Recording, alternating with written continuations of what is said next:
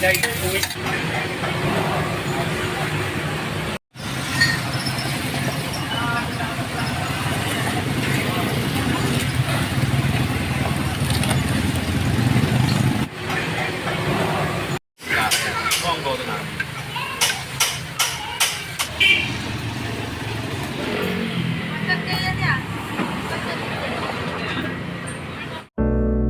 natutunan ko dito sa negosyo na to, walang ibang tutulong sa'yo, hirap at ginawa, pamilya.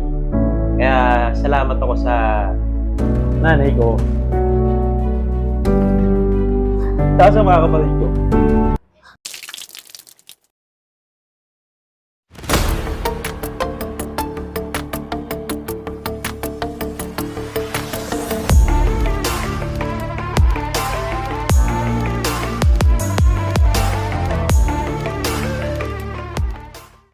Papa J Pares, meron po kaming bagnet, charong bulaklak, overload, pares, goto, lahat po ng pwedeng kainin ng may hangover. At saka po pampulutan, nandito po sa amin. Meron po kaming tindang pares na ang baka po'y pinakukuluan ng kulang 3 oras. Ang karne po ng baboy pinakukuluan din po ng halos 2 oras. Kaya talaga pong garantisadong malambot, masarap, at maayos po ang pagkakaluto. Meron po kaming overload, chicharong bulaklak, bagnet, pares, magkakasama po sila. Tapos yung lugaw po, meron pong tuwalya, puso, at saka po tokwat baboy. Yung quality po ng karne, ina-assure ko po na malambot at saka po malinis. Dito po, ang best seller po namin, actually po yung overload na may lamang chicharong bulaklak, at saka po pares, bagnet. Tapos po, ito po pong isang sisig na binabalik-balikan po ng mga customer dahil sa dami po ng servings. Ako po hindi po ako nagtitipid sa karne dahil po alam ko pong pagkain niya. Sa lasa, masarap po kaya binabalik-balikan. Tikman niyo po, chicharong bulaklak at saka po yung overload sisig. Masisiyam po kayo. Money back guarantee pag di po masarap. Ako po pala si John Paul Tison na nagmamay-ari ng Papa J Pares dito po sa Barangay Tabe, dito. Ako po yung nakapagtapos ng high school. After po noon, pasok na po sa trabaho kasi medyo mahirap po yung sitwasyon namin noong mga panahon po na yun. So, naobliga po ako na magtrabaho na para matulungan ko po yung mga magulang ko. Hanggang sa napunta po ako ng Pampanga, iba't ibang lugar, lahat po na siguro talagang as in mabibigat na trabaho naranasan ko.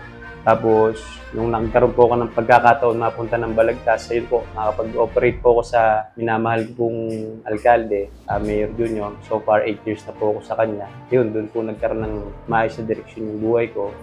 Tapos, dinagdagan ko po ng mga maliliit na negosyo katulad po nito para po lahat po ng mga nangangailangan din ng trabaho, kung ng mga kapatid ko, kung sino mga single parents na kailangan din ng pantusto sa hanap buhay nila, dito po, open po kami na kumuha ng tao. So, yun po. Hindi po kailangan ng mataas na degree para dito sa mga ganito. Pero, mas maganda pong tapusin po yung pag-aaral para po talaga sa mga darating na bata. Kailangan po talaga. Kaya po ako nagnegosyo para po mabigyan ng magandang buhay yung mga anak ko, pamilya ko, yung mother ko, yung mga family ko. Yun po talaga. Makatulong din po sa mga kapwa natin na magkaroon din po sila ng trabaho. Hindi po ako nai-engage sa mga malalaking negosyante. Bagkus sa kanila po ako nai-inspire. Kasi nakikita ko po yung sarili ko for the future na sana maging ganito rin po. Na marami rin silang natutulungan. Yan. Nag-umpisa po ang Papa J Pares kasi mahilig po ako minum eh. Pagka umaga po may hangover. Tapos kami mag-asawa, hilig din po namin kumain talaga ng pares. Yung mga kanto style pares. So, naisip ko, bakit di po natin subukan? Hindi namin subukan. Nag-try po kami ng isang pwesto muna. Nag-start po kami last October 2023. Nag-try po kami dito sa may Petron, Balagtas, malapit po sa may St. Lawrence, sa Burol First.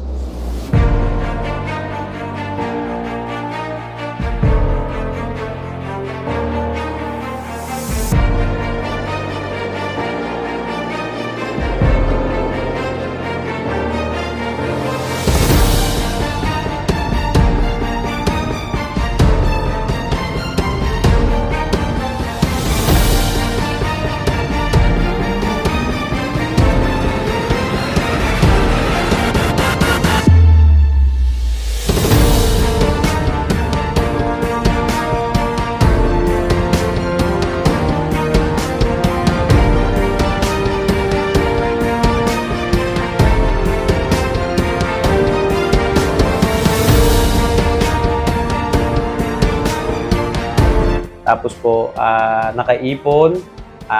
Tinry ko naman po dito sa may Giginto.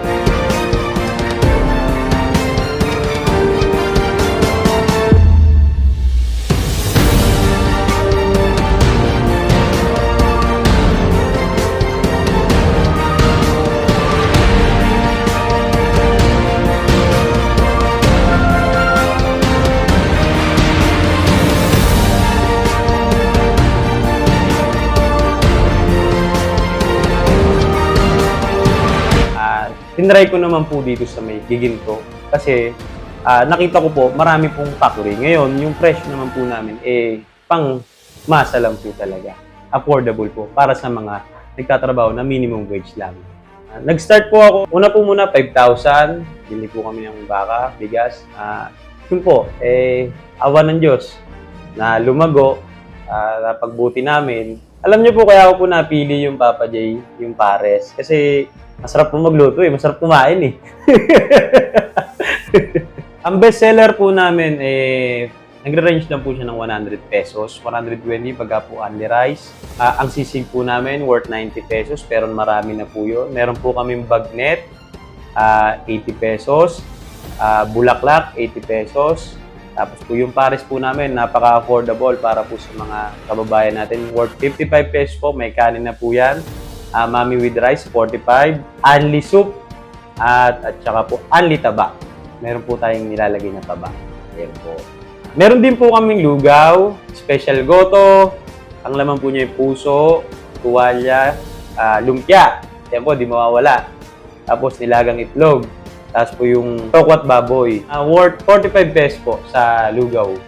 Ang target po namin market is yung mga sumasahod lang po ng minimum wage, yung mga ordinaryong tao, pangmasa. Pangmasang presyo po talaga, 55. May rice ka na, may sabaw, may pares, may baka. Yung isang branch naman po namin, ang target po namin doon yung mga estudyante. Pang-budget meal lang po talaga para magkasya po sa dalang budget nila, yung baon na araw-araw. Yun po, kaya mababa po ang presyo.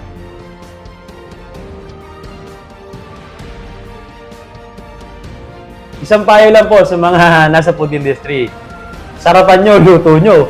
Parang gumanda, kita nyo.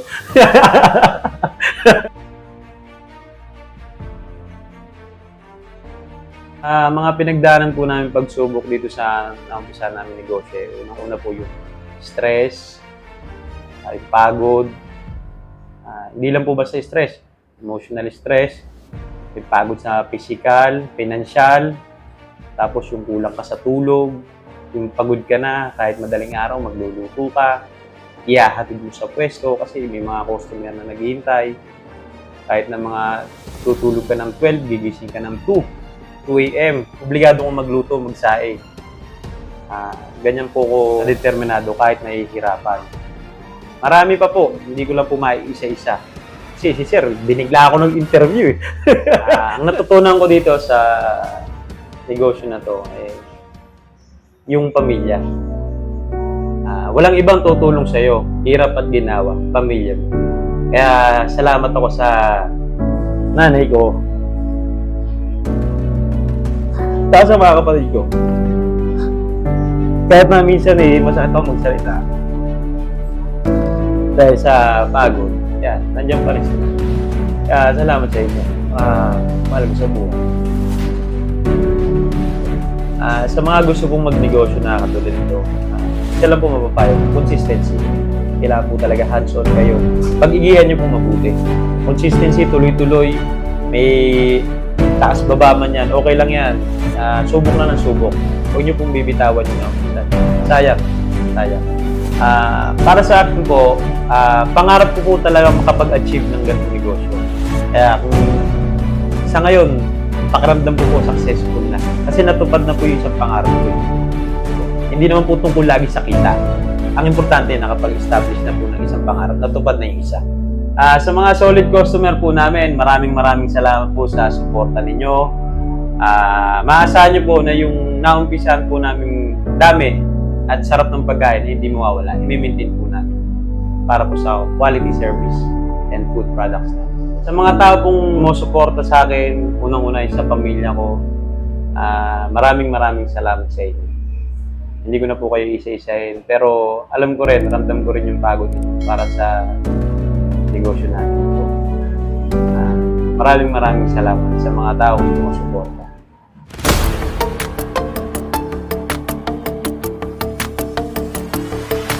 Tara na po sa Papa J Pares. Located po kami dito sa Barangay Tabe, tapat po ng Arais 1. Pag-aon po ng tulay, kanan. Tapos meron din po kami dito sa may Petron, Balagtas Burol First, tapat po ng Centennial Gym. Doon nyo po matitikman yung Papa J Pares. Punta po kayo, may sisig po kami, may bagnet, may overload. Bukas po kami ng 24 hours. Kaya kahit magutom kayo ng alanganing oras, punta lang po kayo, mainit po lagi yung sabaw.